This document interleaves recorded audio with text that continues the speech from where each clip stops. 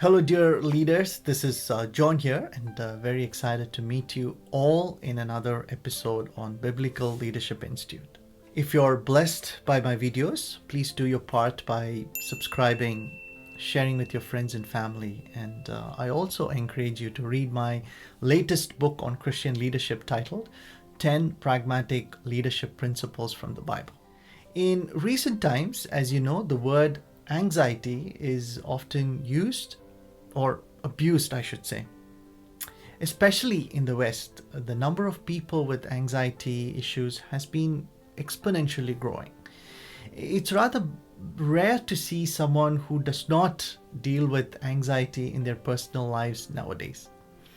Well, in this podcast, I would like to share some thoughts about how to practically overcome anxiety through wisdom from the Word of God.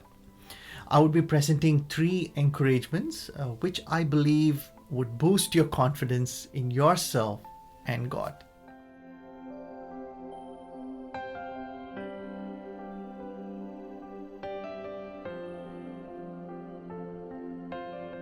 First of all, remember anxiety is not a disorder, it's just an emotion.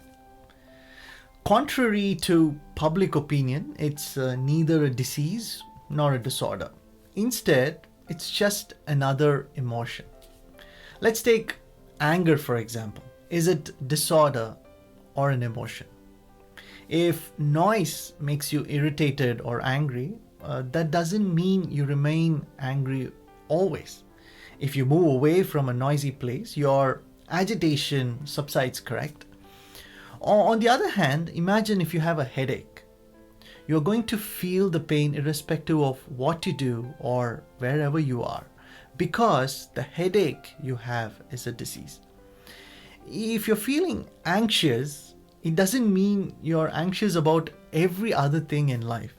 There are things that may give you bouts of anxiety, but there are many other things that do not. So always remember that if you think you struggle with anxiety, it's just a display of your emotions towards certain things, not a disorder you are handicapped with. I'm saying this because the common perception today is to start self-pitying ourselves just because we know we have anxiety issues. The big businesses like pharma and paid counseling make it a big deal so that they could reap some bounty out of it. They purposefully label you as a patient by tactfully categorizing anxiety as a disease. My kind advice to you is to not fall for such traps that enslave you. Romans 12:2, do not conform to the pattern of this world, but be transformed by the renewing of your mind. Then you will be able to test and approve what God's will is, His good, pleasing, and perfect will. The secret is to not go by what others around you say who you are, rather relying on the Word of God that establishes that you and I are fearfully and wonderfully made. Every person in the world goes through some sort of anxiety once in a while, and it's in a way healthy. Being anxious sometimes slows us down and helps us take careful steps. So the message is to stop terming yourself as a patient suffering from a disorder. Instead, go on with your life as normal, understanding that anxiety is another type of emotion that all humans display. Secondly, take your first step boldly to beat anxiety. In my personal life, I get anxious when I have to do something that I'm not very comfortable with or extremely challenging. If you are not already aware, I'm a musician and release songs and albums occasionally. I'll leave links to my music page and channel in the description for you to take a look. I noticed some time back that whenever I want to compose a piece of music, I would get anxious just by thinking whether or not I'm capable of doing it. I would then procrastinate, building up my anxiety until I start panicking. Then I found a simple cure, which I'm very happy to share with you all. The secret is to jump in and start doing it instantly without expecting a perfect outcome. I read somewhere that the first step in a journey is actually 50% of the journey, since that is the most difficult one than the rest. If you're anxious about something, the key is to beat the anxiety by attempting to do it. Get your hands and feet dirty and do not expect perfection, or, as a matter of fact, expect to create something bad. You will see that once you put your mind to it, you would slowly start getting the hang of it, becoming more and more confident, and in the process, your anxiety would slowly fade away. The Bible talks about Prophet Jonah as someone who ran away from God's calling.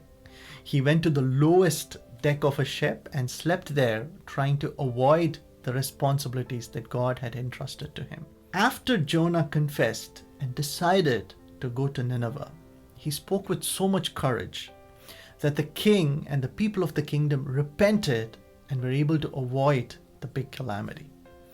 If you notice, he ran away thinking he cannot do his job, or if he went to Nineveh, the people of Nineveh would kill him, which is very synonymous with our anxieties in our everyday life.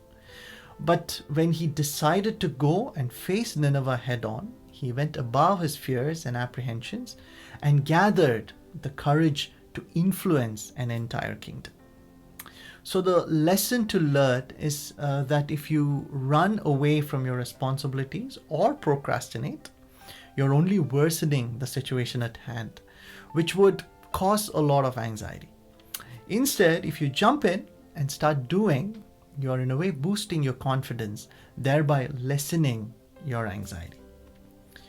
Joshua 1:9 says, "Have I not commanded you?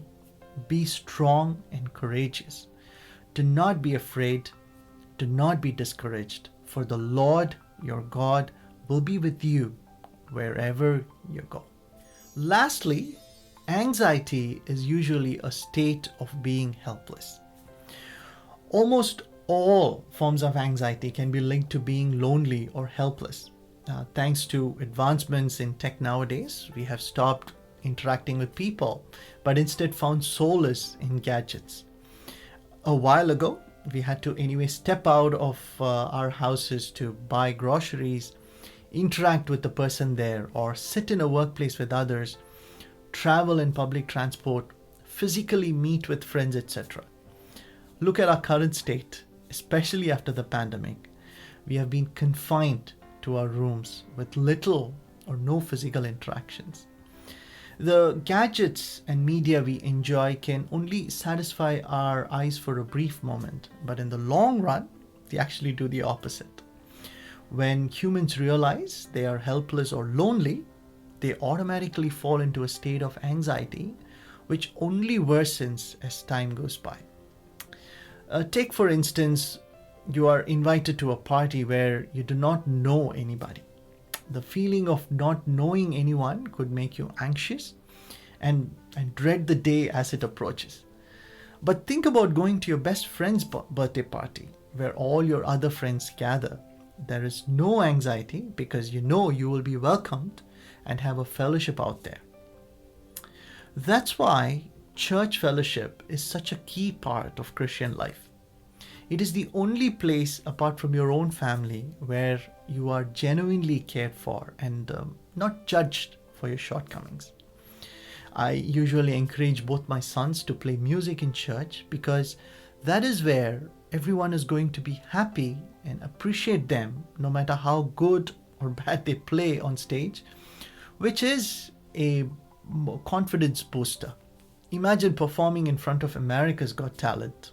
No one cares for your feeling. What they expect is perfection. If you do not meet their standards, you will be booed, ridiculed, and rejected. But think of performing in front of your grandparents. They are going to adore you and encourage you to play more because they love you. That's why the author of the book of Hebrews encourages us in Hebrews 10:24, and let us consider how to stir up one another to love and good works, not forsaking the assembling of ourselves together, as the manner of some is, but exhorting one another, and so much the more as you see the day approaching. The key here is to be around people who genuinely care for you, who know your weaknesses and still appreciate you for who you are. That sort of environment would definitely have a big impact on your anxiety.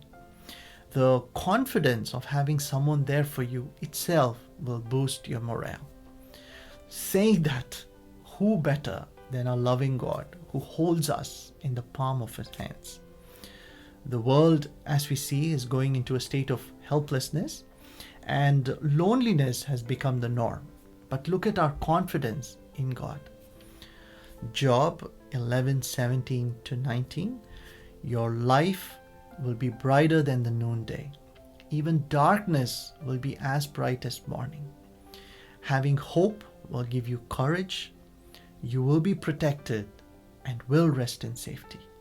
You will lie down unafraid, and many will look to you for help.